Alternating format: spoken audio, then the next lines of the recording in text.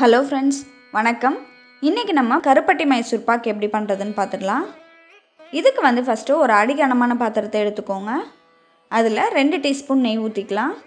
இப்போது இதில் 1 கப் அளவுக்கு கடலை மாவு சேர்த்துக்கோங்க. இது 100 கிராம் அளவுக்கு இருக்கும். இப்போது இதை நம்ம ஒரு 3லேருந்து 4 நிமிஷம் நல்லா வறுத்துக்கலாம்.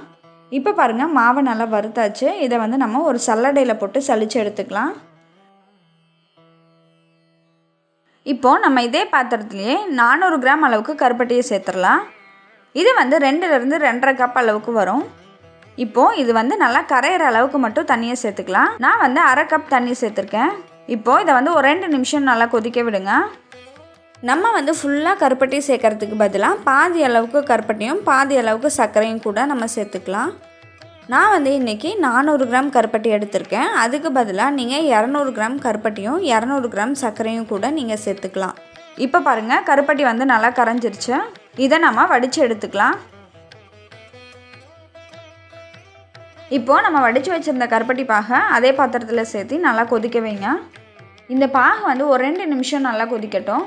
இந்த பாகு பண்ணுறதுக்கு பதம்லாம் எதுவும் பார்க்க தேவையில்ல. இந்த மாதிரி 2 நிமிஷம் நல்லா கொதித்து வர சமயத்தில் நம்ம கடலை மாவை சேர்த்துடலாம். கடலை மாவு கொட்டிட்டு நல்லா கலந்து விடுங்க. பாகு நல்லா சூடாக இருக்கிறதுனால கடலை மாவு போட்டோன்னே நல்லா கலந்து விட்டிங்கன்னாவே நமக்கு கட்டியெல்லாம் எதுவுமே பிடிக்காது. இப்போ பாருங்கள், நல்லா கலந்து விட்டாச்சு.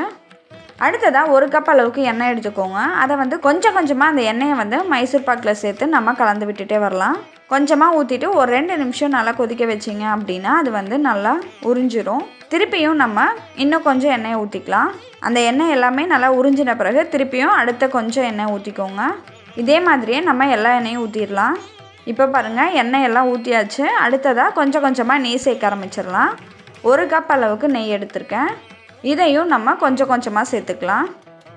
நான் இன்றைக்கி 1 கப் எண்ணெயும் 1 கப் நெய்யும் தான் யூஸ் பண்ணுறேன். சப்போஸ் இன்னும் கொஞ்சம் ஊற்றலாம் அப்படின்னு நினச்சிங்கன்னா 1 கப் எண்ணெயும் 1.5 கப் அளவுக்கு நெய்யும் நீங்கள் சேர்த்துக்கிட்டீங்க அப்படின்னா இன்னும் நல்லா சாஃப்டாக கிடைக்கும் நமக்கு மைசூர் பாக்கு. அடுப்பை மீடியம் ஹீட்லேயே வச்சு நம்ம நல்லா கலந்து விட்டுட்டே இருக்கலாம். இப்போ பாருங்கள், எல்லா நெய்யும் நம்ம ஊற்றியாச்சு.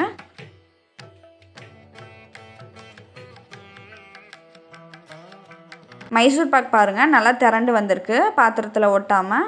இந்த சமயத்தில் நம்ம அடுப்பை ஆஃப் பண்ணிவிட்டு அதை நம்ம ட்ரேயில் எடுத்து ஊற்றிக்கலாம். ட்ரேயில் நீங்கள் முன்னாடியே நெய் தடவி வச்சுருங்க.